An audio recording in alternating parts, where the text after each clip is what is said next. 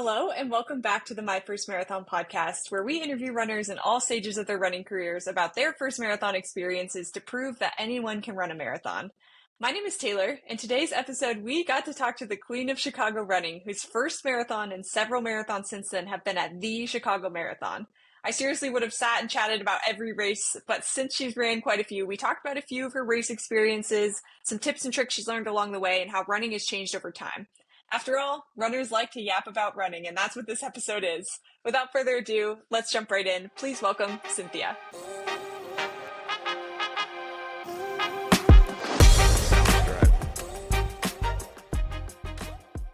Cynthia, thank you so much for coming on the podcast this weekend. I was just telling you this before we started, but I've been following you for a while, so I'm really excited to get to know you a little bit more today. Thank you. I'm excited too. This is going to be fun. Yeah, for sure. Well, I know you've got several years of running on your belt, several marathons under your belt as well. But taking it way back to the beginning, where did we get involved with the running scene originally? Well, of course, it was Chicago. My first marathon was the Chicago Marathon, and my boyfriend at the time, who yes became my husband, was like, "Let's do it. Let's do it." So I'm like, "Sure, let's do it." I don't know what I was doing. I didn't run with any training group. I just ran with him. And we were winging it. You know what I mean? Like Yeah. he had run a marathon before, but he didn't know what he was doing either. So, I mean, it's so weird to just say you're going to do a marathon and then just run a bunch and then go run a marathon. You know what I mean? Sure. So I remember him just, I see runners who run together, and God bless them. You know what I mean? That's not my husband. That's not our relationship. It wasn't a competition, but he was faster than me, and I said, "You go." You know what I mean? Sure. So he did, and I remember getting up in the mileage and just being like, "Oh my God, this will never end." You know what I mean? Like, Yeah. I live here now. And he came back. He finished. He got his medal. And he came running back to find me. And this was when some marathoners who've been running Chicago a lot will remember this. This was when Chicago ran through the tunnel at McCormick Place. Like there was a very, oh God, I'm not going to think of the name of this runner now. There was a very famous moment in the Chicago Marathon course because the course is different now. But it used to run through that tunnel. And so the choppers would be in the air for the lead people. And they'd go in one way and come out the other. A lot of times the passing would happen at that mile at McCormick, and it was dark, and they would put lights up in McCormick so you could see where you were running. And I was dying by the time I hit McCormick.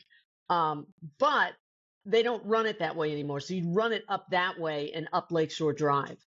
And I saw him coming, and he had his medal, and I was just like, "I'm finishing this race already." Yeah, so close. I did it. I finished it. He ran me in, but then, didn't run through the finish line. Oh, I should have dug up that picture. I do have a picture. I got one picture dropped on me that I printed. You know what I'm saying? Because it was so long ago. It was before I had kids. I printed the picture. Like my hands are up, and I look like I'm pale and just done. You know what I mean? Yeah. And that one was, I did that one I want to say I did it in 5 hours and 30 minutes. Yeah. And that just to me seemed like a lot of running. You know what I mean? More running than I had ever done. Like, I don't think I had done a 20 miler to train for that. Like, I know I did not train the way I train now. Sure. Yeah, gosh, that's just incredible that you got to run your first marathon at Chicago. I'm sure that was just insane, an insane first marathon environment. For the longest time, that's the only marathon I knew. Like, I have run Chicago 8 times. I think 8 times. Pretty sure it's 8. Some of my medals, my brother framed, and so I'd have to go around and count them. But anyways, for the longest time, Chicago was the only marathon I knew. I was not a marathoner. It was just a Chicago thing to do. You know what I mean? Yeah. It didn't occur to me. Like I was aware of Boston, but all the rest of them it didn't occur to me. Hey, let's go run marathons in other places, you know? Sure. Yeah, if you're local and it's one of the coolest marathons in the world, why not? Right. Just do it in your backyard. I am very spoiled in this city. This is a running city. and that is a world-class marathon. So, Yeah, yeah. very cool. Cool. So Chicago was the first experience. And what was your relationship like with running pre-Chicago? I know you said you were kind of figuring things out, but had you ran a couple of half marathons or 10Ks, No, or that was first nothing. race? No. I mean, I Yeah. had run 5Ks. 5Ks or social things were at that time for me. Like I ran, they used to, I don't even know if they still have this race. They used to have the Bastille Day 5K, and they used to have the oh, I'm not going to think of it. There was a 5K that all of the businesses would send a team, and I was always on our company's team, and it Mm, ran through downtown Chicago. And I always did the Shamrock Shuffle. I don't know if you're familiar with the Shamrock Shuffle. yeah. That's a fantastic race. And Shamrock Shuffle, I don't know where that one got bought by the Chicago Marathon, but you run the start and the finish of the Chicago Marathon on that one. So if you like Cool. aren't sure you want to run a marathon but want to see what that experience is like, do the shuffle. I think it's an 8K, and it's the team now that does the Chicago Marathon. So you get a big start line, you get a big finish line. It's in the same place as Chicago, and they drop like 80 pictures on you. Like the whole sharpshooter team is out there taking pictures. It's a lot of fun. It's a great race. So I That's only did great. those kinds of little races before I did Chicago. Gotcha. Okay, cool. Yeah, so definitely a massive jump from what you were doing Massive jump. to the Yes, I marathon. don't really know what I was thinking. I I, I just, I'm like, "Oh, I'm going to be 30. Let's run a marathon." You know what I mean? It was Yeah. that kind of a thing. It was very much like, did you ever see the Will and Grace episode where she decided she was going to run a marathon? It's just Yes, like I did. you just Yes. declare it one day. I'm going to run the Chicago Marathon, Yes. And then No it's your whole idea what that meant. personality. Yeah, no idea what that meant. So, Sure. Sure. Yeah, that's insane. So from there, obviously, we knew that your running career has been long and is still going. But how did we get from first marathon to like catching the bug and running all of these other marathons? oh man. So I ran it in like a 5:30, and I know there was more seconds on that time. It wasn't just 5:30 on the dot, but quite frankly, I cannot remember. Um, but I ran like a 5:30, and then I thought, well, I can do better than that. So the Hmm. next year I ran Chicago, I did a 5:05-ish, and I was like, I want to break 5. So I did it again, and I just kept whittling down that time. But I did just keep doing it with Chicago. And then I had a big life change where I quit my job and I moved to Colorado to live with my brother for a while, and I was training for Chicago. And training in elevation was something I didn't know a lot about, but I trained with a really fast run club. I was always chasing these people. Sure. So when I came back for Chicago, I had the boost of being in that high elevation and then coming back here. And also that I had been chasing very fast people for the entire summer. You know what I Sure. mean? They Sure. were faster than me, and they were crazy people because they would jump fences in order to get to the track. Like they didn't have permission to use the track. So they just get there, or we'd meet in the parking lot early, and they were literally climbing fences to get onto the track. And I'm Oh my climbing gosh. fences with crazy fast people. So that year in Chicago, I ran a 4:04, and that I was like, okay, I'm going to run Boston, which no, you're not. But but I thought I could try to run Boston, and that Sure. was a goal.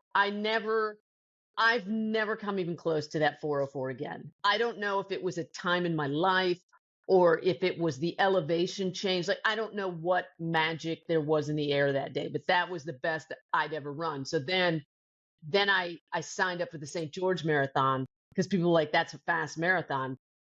I had a terrible day at St. George, and I ran like a 4:45. And it's funny because I look back at times now, you know, and I'm like, I would I would steal something to get that time. That Right.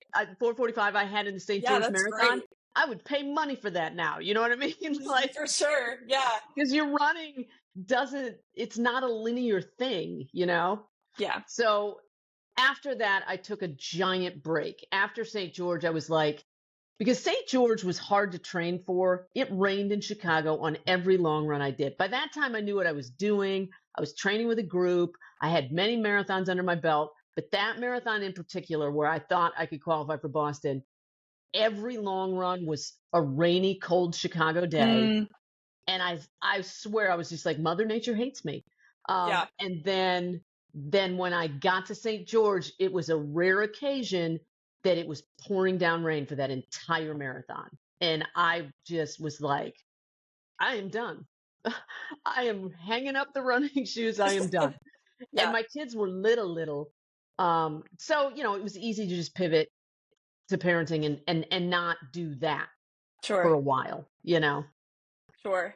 And what time of year was St. George? Like, was it not normal, not usual for that time of year for it to be raining like that? That's a great question. Um, I don't remember when I'm going to use my phone. Can I use my phone for a moment Yeah, and Google for that? sure, for sure. Because I don't remember and I don't want to say it wrong, but I remember it being just so wet. I mean, it must have been sometime in the spring because it was so wet in Chicago when I was training. Yeah, that's what I was wondering. Is like, yeah, It if your was training so, I block feel was like I so was running, miserable, I feel like I was running in the spring rain in Chicago. yeah. Marathon. When is that? Saturday, October 4th yeah, it was in the fall. Okay, so, So I ran all summer. It must have been a rainy summer in yeah. Chicago. Okay, gotcha. Yeah, I ran in so much rain. I just remember standing under bridges and viaducts and being just like, "Oh my God, this is ridiculous." But Yeah, you got to run in it. So I'm like, what if it's raining on race day? Yeah, famous yeah. last words. It was raining on race day. He maybe spoke that one into existence a little bit. Exactly. Yeah. So In yeah, those I hung it up after that for a while. Gotcha. Okay, cool. Yeah, and in those moments, like those training blocks, I'm sure you've had more than just the one training block where you're like, I can't catch a freaking break here. In those training blocks, like what do you tell yourself or what do you say to yourself to keep yourself motivated to get through the thing?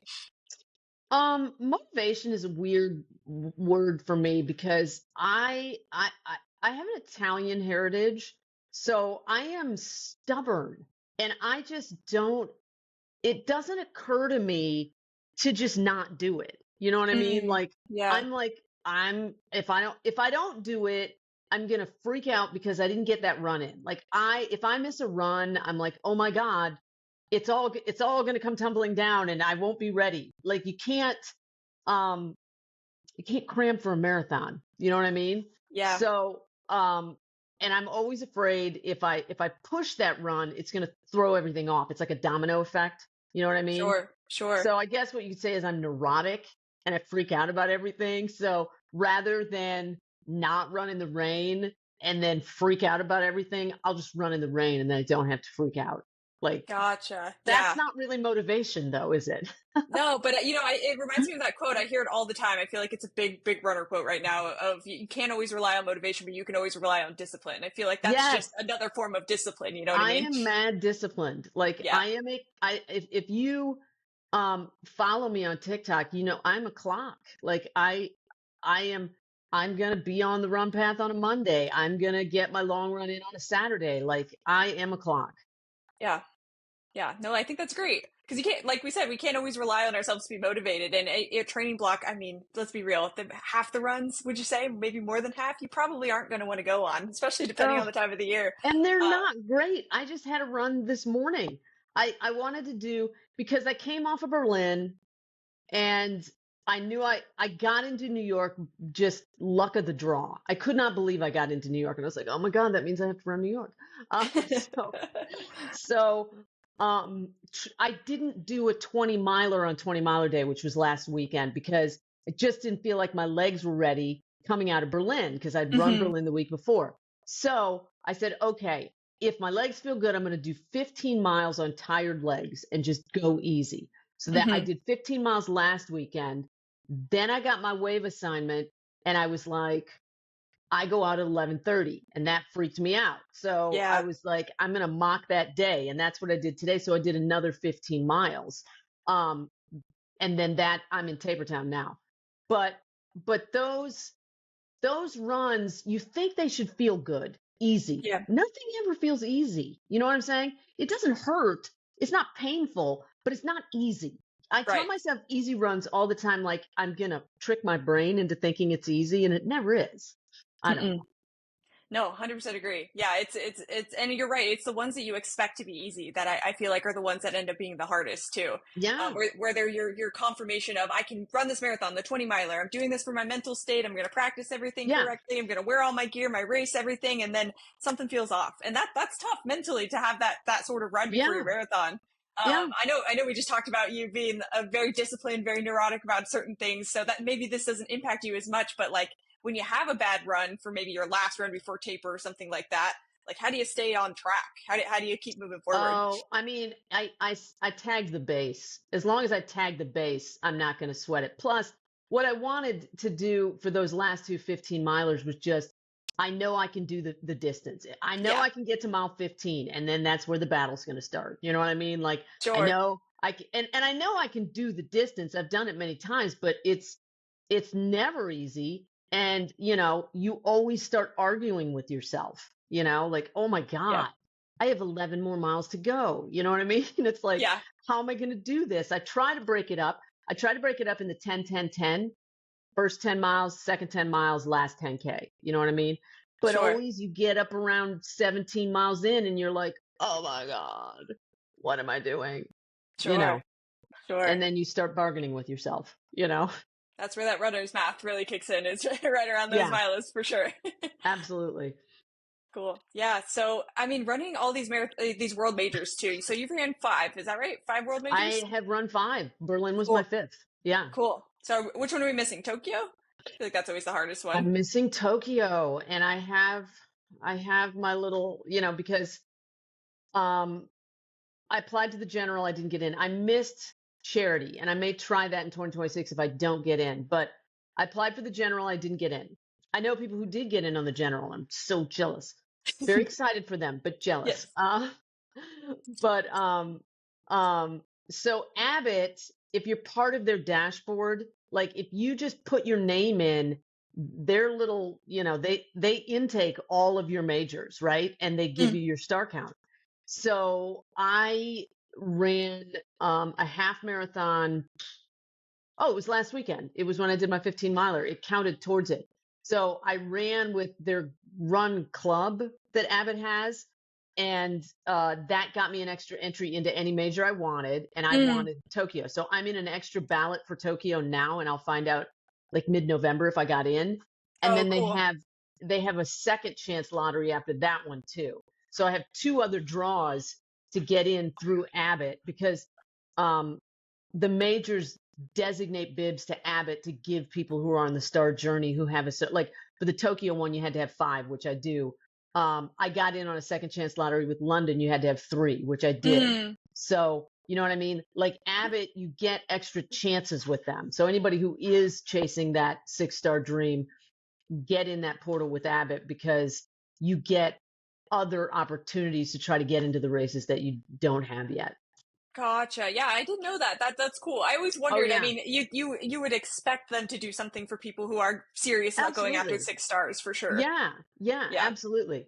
So I got lucky with London and got in on their second chance lottery. And then I had already signed up for Berlin when I got into London. I had signed up for Berlin with a tour group. Okay. So I knew I was getting Berlin. London was a pleasant surprise. So then it was like, oh, by the way, you've got, 5 stars because London was going to be my 4th. And then I had Berlin. I mean, Berlin was going to be my 4th, but then I got London and London went first. So Yeah. So on the Tokyo's the way. one. We're Fingers close. crossed. Yeah, Yeah, we're I'll be close. looking out for it for sure. But I'm curious, like, was the 6 world majors always the goal? You started with Chicago, so you knocked out a star No. right away. Mm-mm. When did that start to kind of creep its way into your goal list? I will tell you, it never occurred to me to do the 6-star journey because I never thought I could get into Boston. Like Mm, after that 404, I just never thought Boston would happen. And coming out of the pandemic, I started TikTok and everyone started running during the pandemic because everything was closed. But the lakefront was closed too. So there was a handful of us runners who were just jumping the fences where the lakefront was closed. Do you know what I'm saying? And yeah. bandit running on the lakefront. You know what I mean? Yeah. So I was TikToking and running and grumbling all the time. But Amazon, coming out of the pandemic in 2022, it was the 50th anniversary of women being able to run the Boston Marathon, because everybody Mm, knows the story of the first woman to hop on the course and run the Boston Marathon. You've all seen that famous picture. I yeah. can't remember that guy's name, the course director who was trying to elbow her Rip off the her course. off. Yeah. Yeah, and the men are defending her, and and actually kind of a violent picture. But anyways, so it was the 50th anniversary of women being able to run the Boston Marathon, and at that time, Amazon was a sponsor, and they were putting together a team of women runners who were going to run, and document their story on the social channels that they were on. I want to say there were 9 of us. I was absolutely floored to get the opportunity. The email came in and I read that and I was like, uh, what? And I Wow. said to my husband, am I running the Boston Marathon? Is that what this email says? And he's like, yeah, I think you're running the Boston Marathon.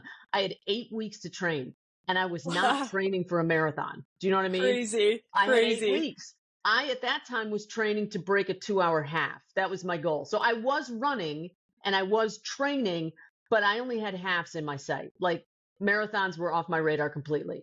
But Sure. Boston came along and I was like, oh, yes, I will take this opportunity because that's never coming back. You know what I mean? Yeah. Yeah. So I went to Boston and I was scared to death because I did do a 20 miler. Like I upped my mileage immediately. Um, I only had 8 weeks to train though. When you have 8 weeks to train, you also have to taper. You know what I mean? So Yeah. you really only have 5, right? Yeah. 5 or 6. Yeah. So when I got Boston, and I did, I towed up to that start line. I had a late start on that one too. I was the last wave for Boston. Um, and I crossed that finish line in 5 hours, and I was like, yes. And I got the medal. Like everything was still there because I was so scared that like the crowds would be gone and that, you know what I'm saying? Like you Yeah. worry about that stuff. So then I was like, okay, I've got 2 stars. And the hardest one, I have it. You know what I mean? So then I was off to the races. I was like, okay, what am I doing next? And Sure. that's what started me on the whole path. Cool. So Boston really kickstarted everything for you from a star Absolutely. standpoint. Boston, getting that Boston Marathon was what pushed me back into marathoning, you know? Cool. That's what I was going to ask. So this was after that long hiatus of marathoning Yeah. where, okay, cool. I Cool. So hadn't I run mean, a kind of marathon. seems, Yeah. yeah, seems like And divine intervention. Did it just push you right back into it? it was crazy. And I was only training for halves. And I don't even remember what halves I was doing now. Do you know what I'm saying? Like I Yeah. just remember the goal at that time was to break a 2-hour half. I thought, well, if I chunk it and figure that out, that's what I'll do. And I think my halftime at that time, that 04 is a number that just kind of hangs for me because I was at a 2:04 half. Mm, So, I was trying to shave 4 minutes off just like I was for the marathon when I ran the 4:04. So, sure. yeah, I took that Boston opportunity very seriously. There was no way I was going to DNF that race, but Boston is a fast. When I say a fast course, what I mean is that I want to say they give you 6.5 hours, but they may have just changed that too. From the time the last runner crosses the start line, you have you have a clock ticking. You know what I mean? Yeah. And Yeah. I had no idea what I was capable of doing because it'd been so long since I had run a marathon. So I was going to get that time. You know what I mean? Sure. Like, because I didn't know if that opportunity would ever come around again. So, Yeah. Yeah. Like I'm walking to this finish if I have to. oh, but I'm walking fast. You know what I'm Yeah. saying? Like, Yeah. Gotta I move. need the timers to be up. Exactly. Sure. Sure. Yeah. And I Yeah. was blown away because it was so different than how marathoning was before. Like when I ran Boston in 2022, it's the pageantry now. Do you know what I'm saying? Mm, The hmm. start lines, the finish lines, the photos, the expos, like wasn't like that when I ran my first marathon. You know what I mean? Like it Yeah. it was just you show up, you run the race. It wasn't a big deal the way they are now. And the majors are like nothing I've ever seen. They're like Boston blew me away. It was like the Church of Running. Everything in that town shows up for that marathon, like absolutely everything. And that expo was massive, and there were so many fast people there. so many runners, and everybody, like, women and men had unicorn horns on. Do you know what I'm saying? Like, Yeah, people dressed up. They had their outfits, like they had their names on their shirts. Like, this was all new. You know what I'm saying? This was not what marathoning looked like when I hung up my shoes after that St. George. So sure. it's very different now. Yeah, I guess I'm curious then, like, what since you've had been able to see both sides of the experience, and maybe not just talking about world majors, but just all the races that you've ran. What are some things that you've liked about how running has changed, and maybe what are some things that you've been like, whoa, this is getting a little bit crazy? You know what I'm going to say? If I don't get a jacket and a medal, I'm not happy. You know what I'm I saying? agree. Yeah, I 100% Like, agree. I love me some swag. I'm wearing the Abbott World Marathon Major Love it. hoodie that I got in London, but they're at every World Major. It's got, you can't tell, but it's got all the majors on the back. Cool. Um, I love me some swag. I love me some expo hype. You know what I mean? And all of them are different. But I'm an addict. Like, people are trying to get me to run, not trying to get friends in the running community like, you should do an ultra, and I'm like, I don't get a jacket with an ultra. Like, what, you're running for a belt buckle? What? Like, Yeah. no. I need a jacket and I need a medal, you know? Yeah. So I love that. I love that it is a big deal and they make a big deal out of it. I love all of it. I do think, and I don't want to dirt my hometown race, but I just came off of Berlin, and I have a lot of friends who just came off of Chicago. I volunteered at Chicago's, and I was there until they started picking up the course. Do you know what I Yeah. mean? Like, all day. I think 50,000 runners might be too many runners on the course. You know what I mean? Okay. Yeah. Berlin had 54,200 and I think 43 finishers. And I, usually when I'm in running a marathon, there's a point where I can zone out. You know what I mean? Like, you can just Yeah. kind of zone out. I never could zone out in Berlin. And everyone else I know who ran it said the same thing. There was jostling and there were people around you, and you had to really pay attention because it was so packed. Right. And the streets, I don't think, in Berlin are as wide as they are in Chicago. So it felt very, like, it was very crowded. If you see, I think I posted my finish line photos. It is Packed. It so looked crazy. packed. Yeah. It was packed. That was the finish. We all ran 26.2 miles. You know what I Yeah. mean? And it Insane. was packed. So I think that there is a maximum capacity that has been reached here that maybe they should think about. I don't know if they will. I know that Chicago had 51,000 something finishers. It was over 50. And I heard a lot of runners who I follow on TikTok who were like, they were getting elbowed and they were getting Mm, jostled, and, you know, nobody could really. And I also think there was a frenzy in Chicago because Boston had just changed their qualifying times. So right. people who had been training to get their BQ at this number now needed to be 5 minutes faster than what they were training to beat. And so I think it was a frenzy on top of the fact that it was the most runners they'd ever had on the Chicago Marathon course. And it's a lot. And Yeah. I don't know what the answer is. You know what I mean? Like, I don't know. I don't want, I would never want to um, prevent anyone from having their moment and being able to Sure. run that race. You know what I Of mean? Any course. of Of those course. races, but 50,000 is a lot of runners, you know? Yeah. Yeah, I haven't ran a world major myself. I've talked to several of you on the podcast that have, so I think I have a pretty good picture of what it's like. But when you're in those crowds, I would imagine, and you're saying you have to pay such close attention, I would imagine that takes a lot out of you mentally too, no? Oh, it's Compared to exhausting. other marathons? Yeah. Yeah, it's exhausting. Berlin's a beautiful course. It's a world-class marathon. But it was exhausting. You know, I Yeah. remember towards the end, I was around mile 24, and I just like, where is the Brandenburg Gate? Where's the gate? Every time we turned, I'm like, there's no gate. Like, They the lied. Brandenburg Gate off in the distance, at least I would know, you know, because it was just, it was chaos. The aid stations were chaos. Like you were running and they had Morton stations, and I don't really know if people were just gulping their Mortons and dropping them, but it was like running on flypaper through the Oh, Morton stations. wow. Like your shoes were sticking to the ground. I've Wow. never ran like that before. And it was a lot, you know? Sure. Yeah, that's just insane. Is what is the I haven't talked to anybody that's ran Berlin, so I'm super curious about that one in Oh, particular. What's oh, it like compared to some of the other majors in terms of like crowd energy, crowd okay. So support? here's the thing. I Yeah. think running an international marathon is next level. Okay. Berlin was my second international marathon because I did London Yeah. because Abbott did their second chance lottery and I got lucky. But Berlin, uh, it's it's a great city. Um, their expo is at like an old airport, which is pretty cool.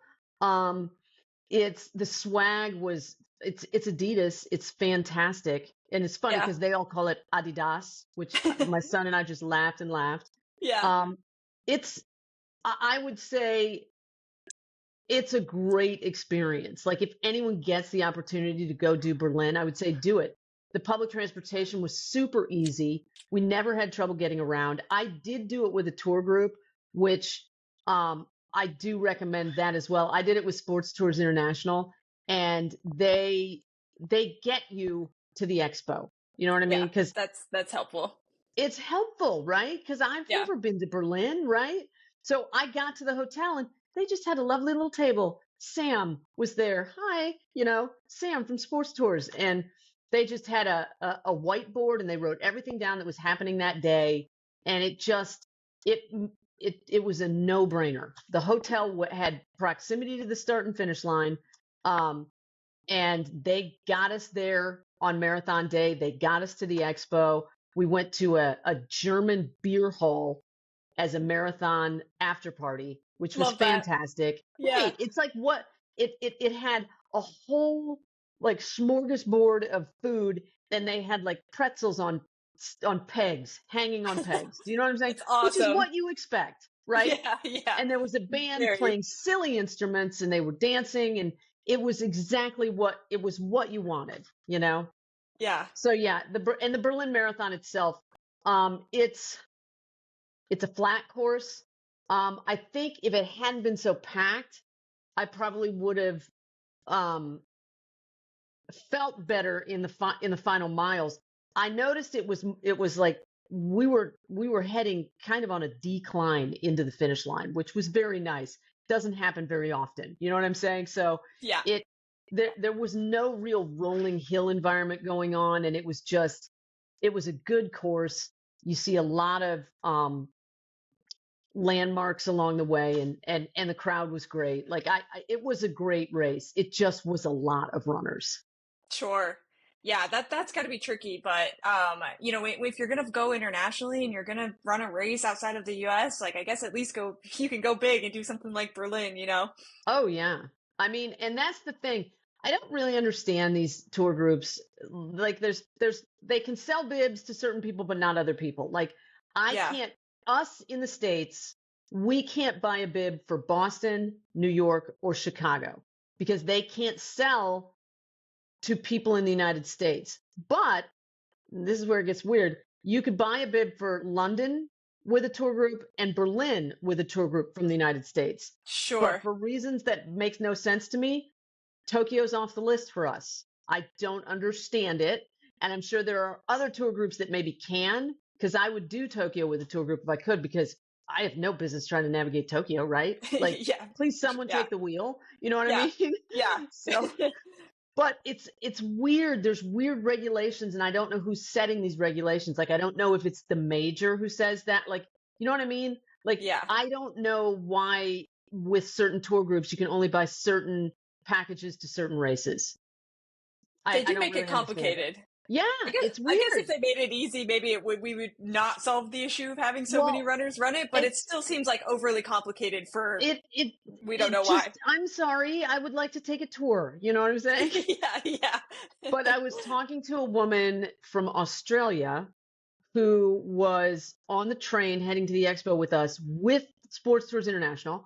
And she was telling me how she wanted to run Boston and she can get a Boston bib through them. But like she said something about you have to have done like in order to be eligible for the Boston bib, she had to do 5 other tours, 5 other marathon Huh. packages with them. Do you know what I'm saying? So That's a lot. everyone wants that bib, is what I'm saying. Do you know what I mean? Like Yeah. it's not easy to get, is what I'm saying. Yeah. Well, I guess good that you got to check it off the list and I know it's I done got and so dusted. lucky. Yeah. I'm well aware of how lucky I was. I mean, totally. Yeah. That's great. Are there any well, I guess outside of world majors, are there any marathons that you've ran that you've been particularly partial to? Like you would suggest somebody else running it as well? Um, oh wow. I'm trying to think. I've done a couple small marathons. I did the Starved Rock Marathon in downstate Illinois, but I Mm. didn't do it under my name. Now, I was not a bandit, okay? So, because I know that is frowned upon. But my neighbor, who is mad fast, had a bib for the Starved Rock Marathon, and she came up injured, and she said, "Hey, do you want to run it?"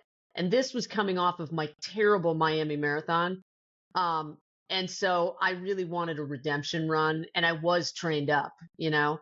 So I ran the Starved Rock Marathon as my neighbor Julie, but it smaller races are I think there's an opportunity if you're looking for a BQ to go with some of these smaller races.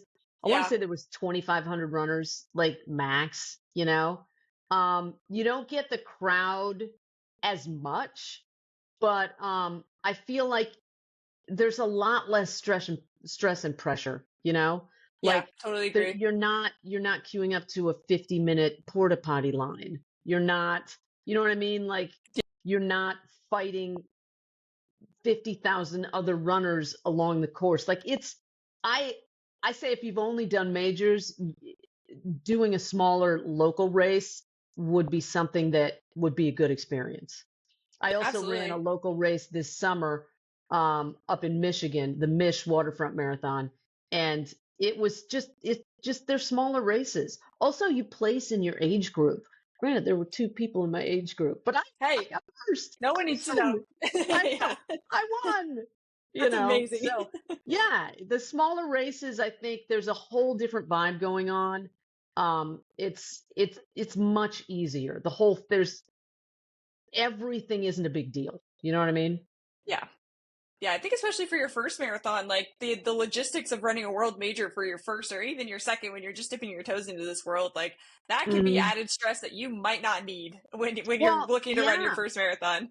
I mean, when I ran the Mish Marathon, the hotel and the start and finish line were like literally outside my door. So I Oh, just that's used my great. hotel bathroom until I was ready to go down and stand on the start line, and then 5 minutes later, we were off. You can't ask for anything better than that. That's That's amazing. the best thing ever. Like, Yeah. I highly recommend your own personal bathroom.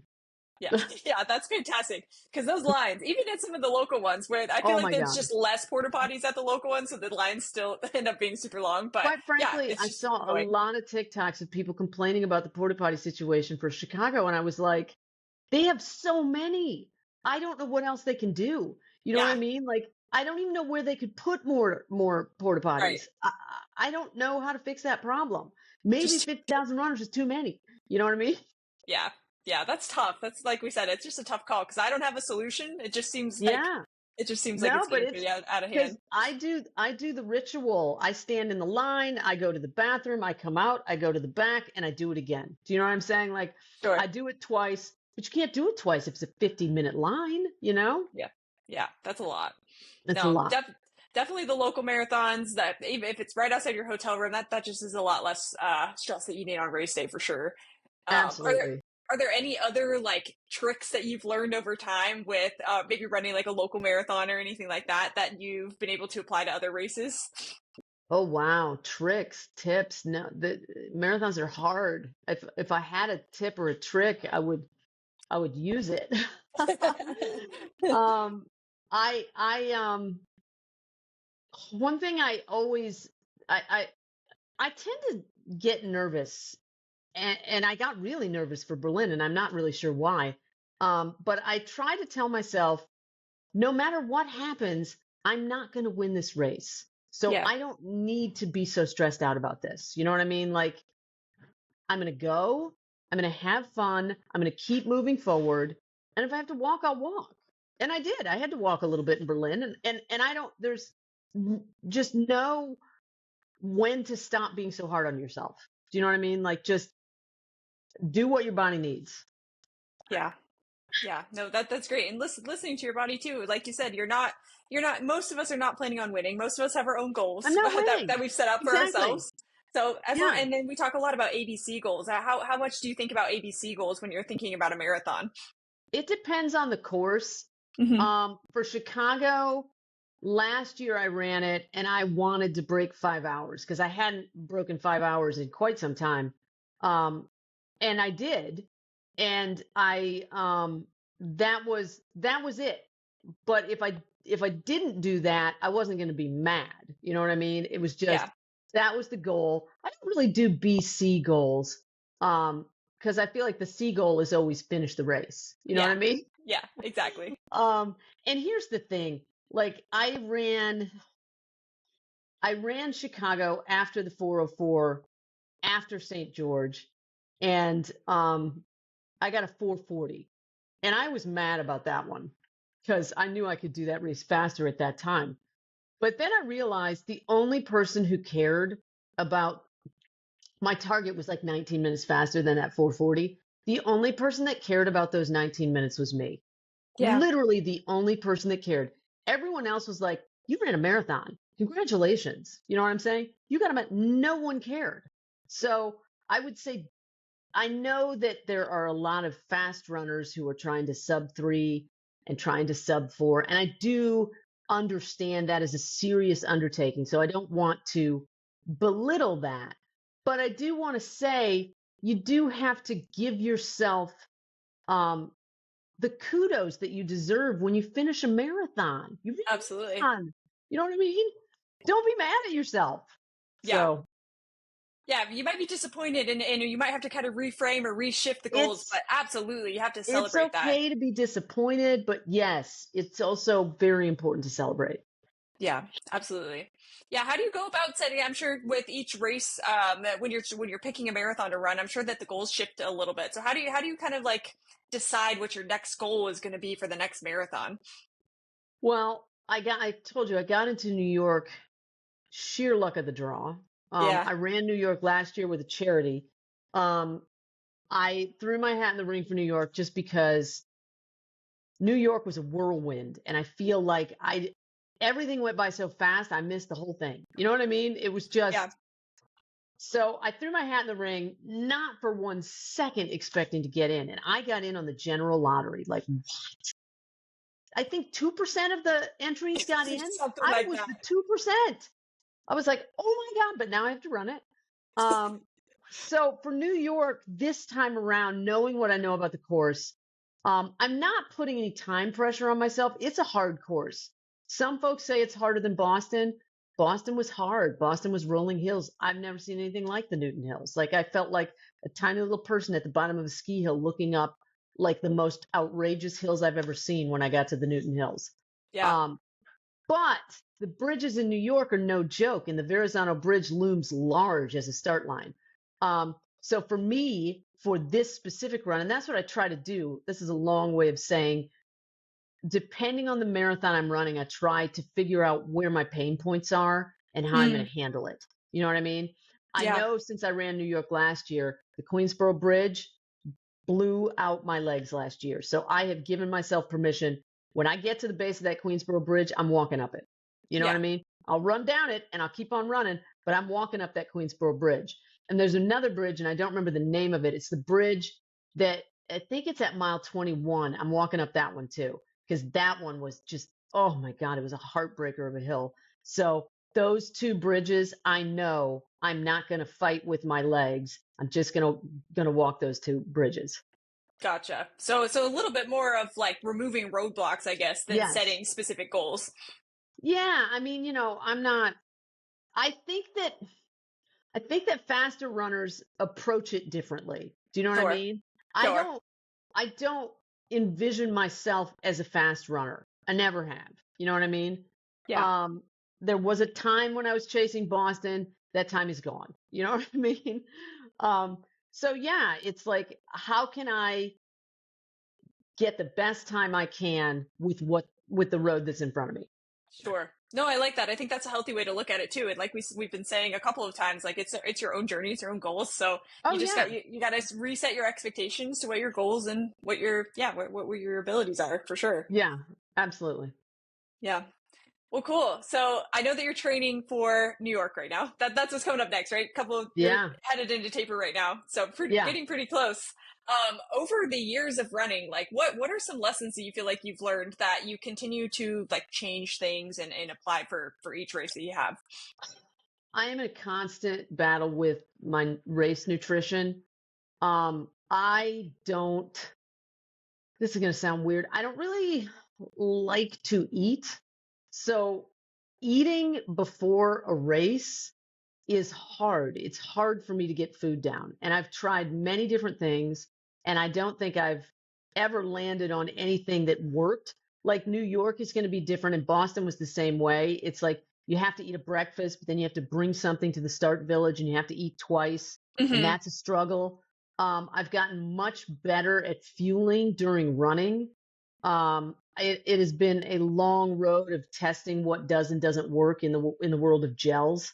Um, and heat is another thing that's very hard to navigate.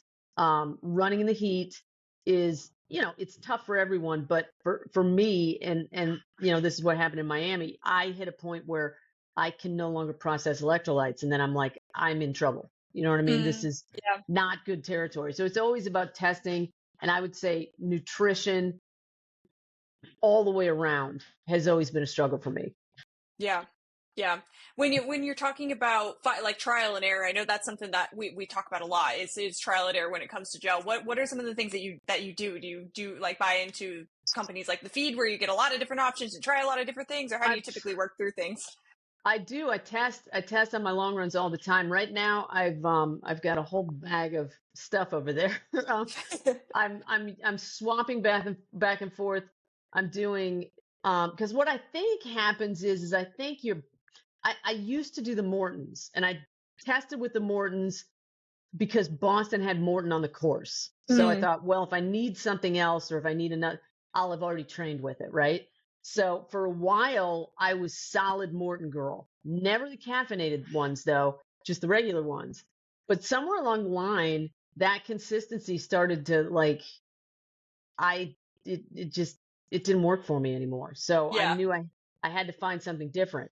Um, so I've tested a lot and I've landed on the Edge gels. I like those a lot because I like more of a liquidy consistency because it goes down really fast. Like Me Goose too. is too tacky and sticky and thick, and you really need water to get it down. Yeah. And I don't like that. So I like the Edge, and the other one I like, I've the Huma gels. Mm, Um, yeah. They're like chia seed or something, right? they're chia seed, yeah. Yeah. And those have been working well for me. So I've been like, I'll do a couple, I'll do the Huma before, like 30 minutes before the race. Then I'll do the Edge, like at mile 5, mile 10. Then I'll take a Huma at mile 15. And then mile 20 is always a struggle for me because mile 20 is where usually if the wheels are coming off the wagon, it's there. Um, if I can get my mile 20 gel down, then I know I'm in good shape. But if I struggle with that one, I know the last 6 miles are going to be tough. Sure. Yeah, I had the same problem. I feel like that's maybe something common because I've heard a couple people say that too about like fueling in the later miles. I try to train every block. I try to train fueling in the later miles, but it gets me every time. It's like mile 20 rolls around What do and you, you're what do you done. do when your body doesn't want it? You know what I mean? Right. I mean, your body needs it, but you don't want to put it in your mouth. You know what I mean? No. Like, what do you No. do? Oh, yeah, I know it's tough. I've tried a couple different things. I've tried to bring like different textures with me. So I'll have a gel and then I'll have a liquid gel and I'll have chews. And I'm like, at least I have options if all else fails. If I can get one of these options down, I'll be okay. But it's always, yeah, it's tough in I, the I late miles. remember I remember the failures because I remember Chicago last time. I thought, oh, I'll bring pretzels. I have pretzels in a little Ziploc bag in a pocket. You know what I mean? And I'll Yes. try those at mile 23. And I mean, I stuck those in my mouth and I was like, immediately no. Like I threw that bag away so fast. I was like, immediately no, no, no, no. You know what I Yeah. mean? And same with, I had a gel mile 19 in London. I blew up and I remember just throwing that gel. I was like, I don't even want this. Like I wasn't mad. It's just, no, this is a no, you know? Yeah. So, I mean, I know when it doesn't work, it's just like I throw it immediately. It's like, For sure. this must go now. Yeah. Yeah, your body does just like reject it. You're like, nope, that's it. No, Nope, it's a can't do hard that. Can't go pass. there. I'm going to suffer for the last 6 miles and it's my own fault. But this gel is worse. Yeah, Yeah. absolutely. Cool. Well, that kind of led into some of the questions I like to ask in the end, which is about fuel and about shoes and things like that. So for fuel, you said your favorite is the UCAN, right? UCAN Edge is the I ones that like are the your favorite right UCAN now. Edge. I'm sorry, Yeah. I said Edge, but I mean UCAN. Yeah, I like the UCAN Edge and I like the pineapple flavored and I like the strawberry banana. Cool. Cool. Yeah, And I I like like the those as well. mango huma. That's a good one too. Cool.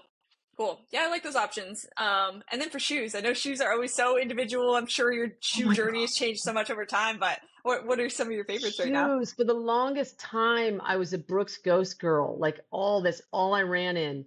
And there are so many shoes, right? And then I I just got the Glycerin Max, the new Brooks Mm, Glycerin Max. I mean, yeah. primarily I like the Brooks, but the Glycerin Max, I ran a 5K in them a couple weekends ago, and they are so bouncy and that it's so It's tall. Have you tall. had them? I couldn't film while I was running because I thought I was going to fall off my shoes. You know what I mean? It Yeah. was so foreign. I was like, oh my God. Like, usually I film myself at the start line. We're ridiculous, right? So I Yeah. film, I get the start line behind me. Woo, I'm in the Bucktown 5K. I thought I was going to fall off my shoes. So I was like, I'm going to put this away and concentrate on not falling off my shoes. So those will not be a marathon shoe. The other shoes I've been testing are have you heard of Mount to Coast? I have seen ads for it. I haven't tried them myself or seen them in person at all. They have been hitting the run community hard. Yeah. Believe in the Run gave them best new running shoe of the year or something like that. But they reached out to me and I had seen a couple other runners that I follow. There's Midnight Milo, who I think is training for a downhill marathon now. Yeah. Um, Yeah. he ran in them and he liked them, and a couple other runners I know ran in them, and they reached out to me and gave me a pair. And I mean, they were spectacular for me. Like, Really. I don't know if they just fit my foot or what, but I ran Berlin in them. And I was like, huh, these are nice. And then they sent me, that was their S ones. They sent me their R ones, and I just did my 15 in those today. I think I'm running New York in those. Mm. Um, I'm always testing, but I would say Brooks and those Mount to Coast, the Mount to Coast S1s feel like the Brooks Ghost to me. I have a crazy narrow foot, Okay. so you know what I Okay. mean. Yeah, But that's what I was gonna ask is what you could kind of compare it to because I'm always a little weary about newer brands in the oh, I space don't blame that you. people haven't tested, but that if they're close to the Ghost, I love the Ghost, so I'd be Yeah, willing to I try. was shocked. They're super lightweight, Yeah, and you do not notice them on your feet. You know what I mean? And that's what I like. But I don't mean that in like a barefoot runner kind of way, because that's not my jam at all. yeah. Um, but I am not. I don't know a lot about carbon shoes, and I know they are the rage. I think those are for faster runners. I think if you're spending more time on the course, I think those carbon shoes are not good for you, you know? So I've never tested the carbons. So I can't speak to those, but I know they are the rage. And I may be wrong about the time on feet, but I'm looking at typically 5 hours on my feet, and I think a carbon shoe is not good for that. But I've again, heard not similar. positive. Yeah. Yeah, I've heard similar things. I've heard just like diminishing returns with being on your feet on carbon Yeah. plated shoes after a certain period of time. So I'm sure that there's Yeah. And I something in can there around that. hear those people around me that are wearing them that are my pace. It's like Yeah. I can hear them slapping on the ground, and I'm like, God, that does not sound good. Yeah, I mean, yeah, I don't know if you're the same. I'm around the 5 hour marathon mark too, but I even feel like some of the shoes that are really rolly, even sometimes they don't have enough. padding for me to sustain being on my feet for that amount of time, you know? So Yeah. yeah, the cushy definitely matters when you're Yeah, planning on being on your feet that long. I've tested. I go to our run store Fleet Feet does a lot of stuff with shoe manufacturers, and they come out with and you get to test them on a run. So I tested the Hyperion Max, and the cushioniness on that shoe too just wasn't right for me. You know what I Yeah. mean? And then I tested the is it Alta? The ALT Ultra, I think, with an A. Ultra? Yeah, with an Yeah. A. Mhm. Wow, that was not for me. Like, I feel like that's for someone who has a wider foot, but I could be wrong. I don't Yeah. know. It was I felt like a duck in them. You know what I mean? Like Sure. little duck. So Yeah. yeah, I like to go test though.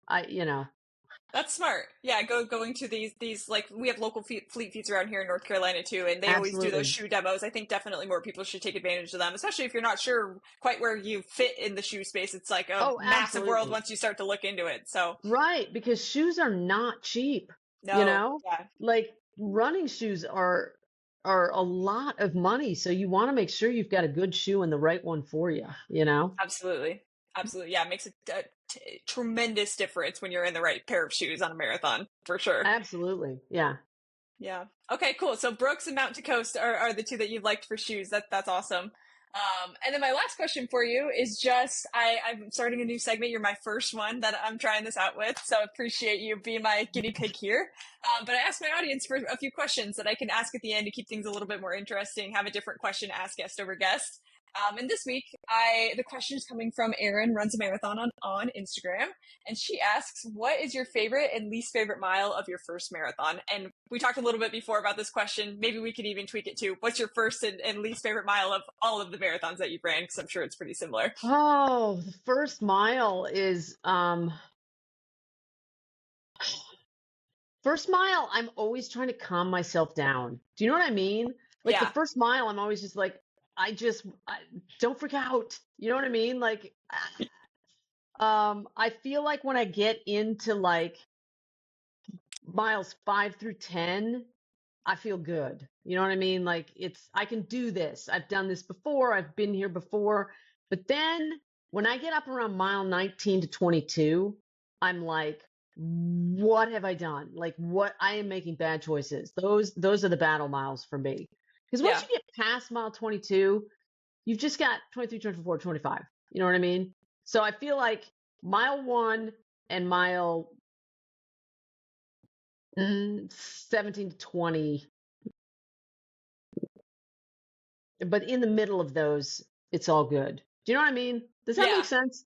For sure. No, I no, yeah. always look I always look for mile 22 and I sing the Taylor Swift song. I don't know about you, but I'm feeling 22. And that Yeah. always makes me feel better. And I tend to film mile 22. And that's what threw me in Berlin. They don't have mile markers. They just have kilometer markers. And that is Oh, shoot. not no, that is bad. I did not like that at all. And that's the Yeah. first marathon I've had that did that. And I was like, don't like that. Can't find mile 22. Don't get to film mile 2. You know what I'm saying? Not singing a Taylor Swift song. Like that did Yeah. not make me happy. So, Yeah. I don't know if I'd be like trying to do math on the side or if oh I'd my just be, nope, God. I can't even think about I it. gave up completely. I was just like, I don't even know what's happening right now. I'm just going to keep running, like just Yeah. too many signs. I don't know what's happening. Yeah, no. That's a lot. Yeah. It's a lot. Yeah. So mile, you said mile one and then mile like 17 to 20, somewhere in there. Those are the ones where we're struggling and then everything else is Yeah. totally Those are fine battle miles. Yeah. for sure. Yeah. So during those miles, like, you said that you sing a song in your head. Are you a headphone listener? Or do I you listen to am. Here's music? what I do. I am a headphone listener, but what I've started doing with majors is, and I told people do this with Chicago that were coming into town. Don't listen for like the first 7 miles. I try to Mm, get to like mile 7 or mile 10 without headphones because it's the whole crowd experience. You know what I mean? Like yeah. it's you miss something. And Chicago, when you start, you're running right down in the River North area, and the crowds are just thick and they're screaming for you. So, Berlin London, New York. New York, I didn't put headphones in until mile 10. Um, London, I think I did mile 7. Berlin, I did mile 7. I needed it in Berlin.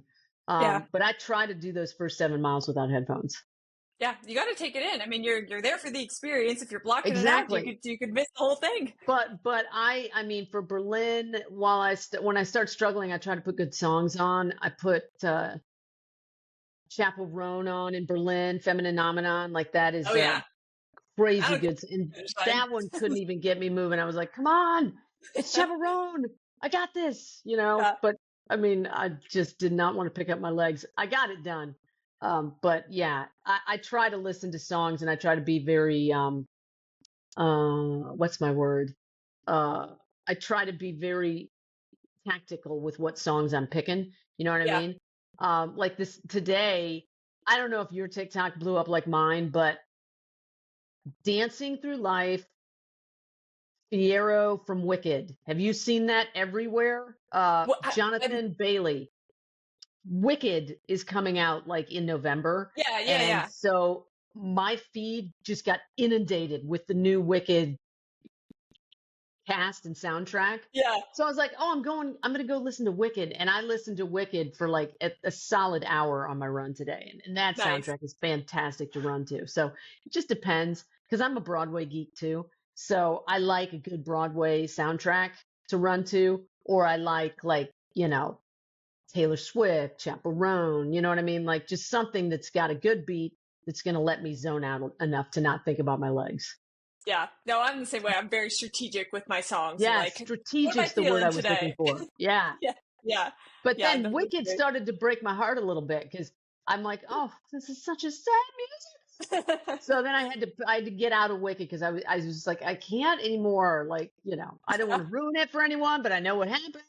Yeah. So yeah, No, the sad music is when I start to pretend I'm in a music video. That's when we just shift the vibes a little bit. We're yeah, now we're in a dramatic scene and we're running away or something, you know what I mean? running away. Exactly. Yes. It's so fun. Well, cool. Well, thanks again for walking through your whole story. I guess my last question for you: we know what's coming up next. We know New York is coming up next. So super excited to see that all come to fruition for you. But last question is just if you could offer any advice to somebody that's maybe thinking about running their first marathon right now or is in training for their first marathon. What's some advice that you would offer someone like that?